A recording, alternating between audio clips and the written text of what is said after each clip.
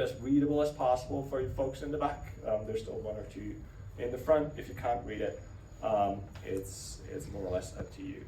All right, cool. So VS Code Cloud Workstation comes with Gemini Code Assist enabled.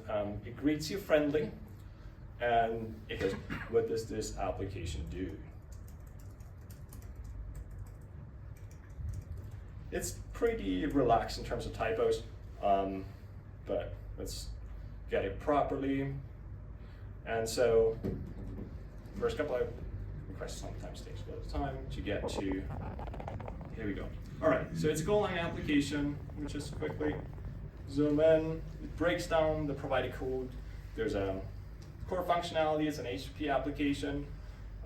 It serves a bunch of points of interests. So we get to tell our friends here that came all the way from Modena, from the US, from England.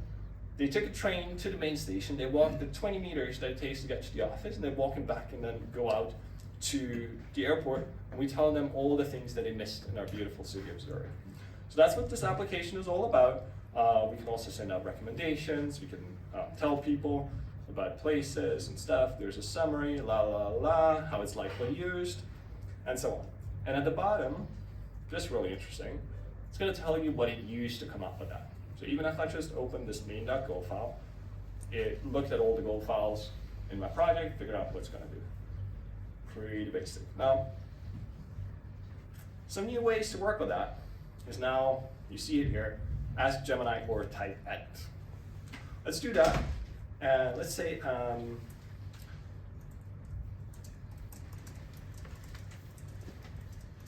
and look at the README file. So, before we only looked at the Golang files because we're working in Golang. Now I'm telling you, hey, there's also a README file that you might want to check out. And it says, hey, blah, blah, blah, blah, blah. This is going on. These are the prerequisites, how to run it. We recommend using Air because that's like a hot reloading tool for our application.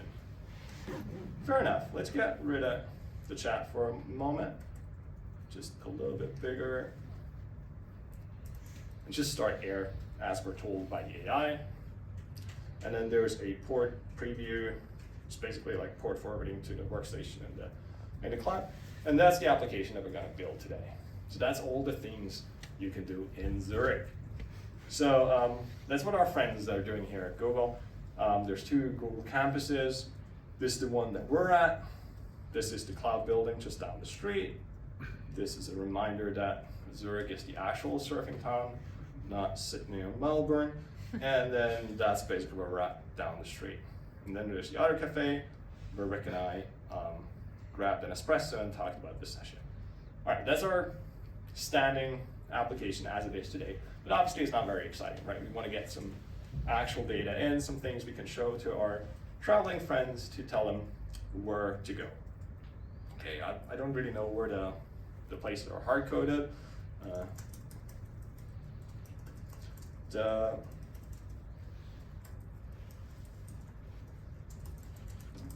Where did the Google Office data come from? Yeah, okay, that was pretty quick. It tells us coming from here, fine. We go here, there's the points of interest where we have the Google data hard-coded. Let me just zoom out one or two more because it's incredibly small to do anything sensible. That's kind of like coding on a Game Boy. All right, let's say I want to sample points of interest. Return a list of 5 sample points of interest.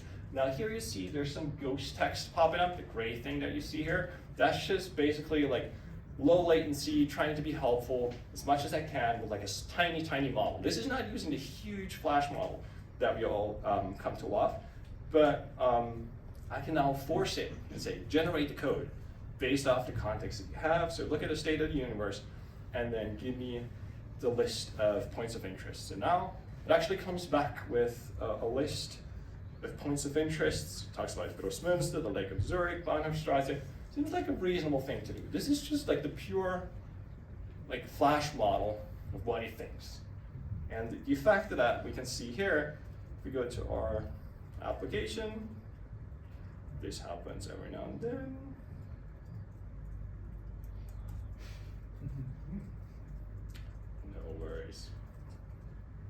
We terminate that and we start a new terminal. This is not default Gemini code, it's just this air tool. Sometimes it's just like acting up. And all right. We killed it. We're gonna run it again. No.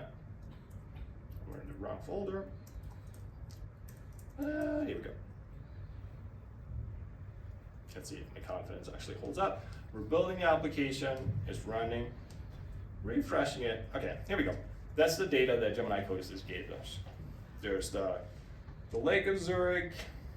The pictures are actually taken from like the geo coordinates. We just put in the closest street, but just nice addition to the story. All right, cool. So here you see there's the Gemini icon, which means we can do something cool with Gemini. And I'm gonna say lists all places that tourists in Zurich. Okay, I was terrible at like, database classes in university. So this is pretty helpful. It's basically went out and figured out that we have a data set related to points of interest. This comes from Wiki Voyage, so Wiki Travel. We crawled this and basically gave it up. And it generates nice SQL for us. Let's see if we can run it. So now we get actual data. So that's one of my favorites. If you're visiting Zurich, taking them up to Polyban, the old funicular, up to ETH, super cool. So that's part of the list. I'm gonna do, that's how much I remember from a SQL class, select star.